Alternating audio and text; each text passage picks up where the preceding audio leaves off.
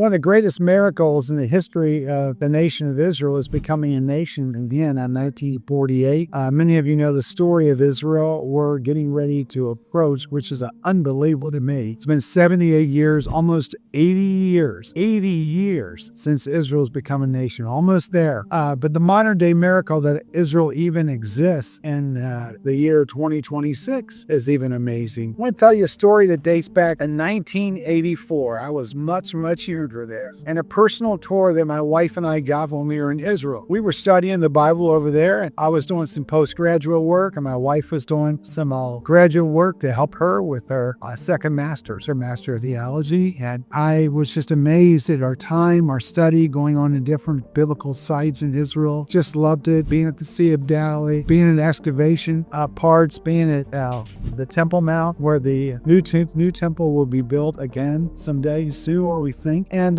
had two military friends of mine. One was an Israeli war hero from the Lebanon War. He was a parachutist in the Lebanon War, and then his brother. And they took Debbie and I, my wife and I, we built a friendship with the paratrooper, and he introduced us to his brother, and he took us on a tour of Israel, and a walking tour beyond all the driving we had done, all the eschatological stuff and everything else. And in the walking tour, they showed us mainly just Jerusalem and showed us what it looked like looking toward Lebanon, other nations, surrounding nations. And they showed us things that were unbelievable. Inside mountains were openings where they could shoot rockets, and you could never see them. You had no idea. It looked like a regular mountain. Israel had done such a great job, but they had put different pieces of war. Now, of course, you would have drones along with rockets and other parts of warfare, but the mountain would open up, part of the mountain would open up, and there'd be this window, and then boom, stuff could be shot out facing other mountains and other countries. It was incredible. But then they began to talk to us about the planes. Israel buys many of its planes even today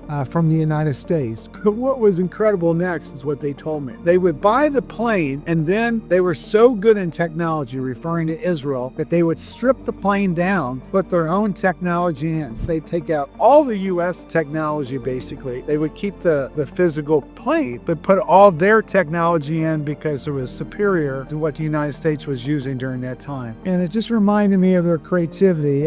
Some of the brightest leaders in the world have come from Israel. Some of the brightest thinkers, some of the finest Nobel Peace Prize winners have come from Israel. And quite frankly, it turns my stomach when I see the amount of people criticizing Israel today. God has his hand on Israel. He always has. He's disciplined them when they've been disobedient. He's rewarded them when they've obeyed. Back again as a nation, he's using them. And whether they get kicked out of the land again, they're going to come back, or whether the Lord returns during the time now while they're in the land, have the right biblical perspective that we're going to begin talking about regarding the great nation of Israel. I've been back there again a couple times, 84, but my wife and I were there, led another tour about 16 years later, and then just recently led a tour with my buddy David Miller a couple years ago, and I plan on being back in Israel again. But God's got his hand, friends, on the nation of Israel.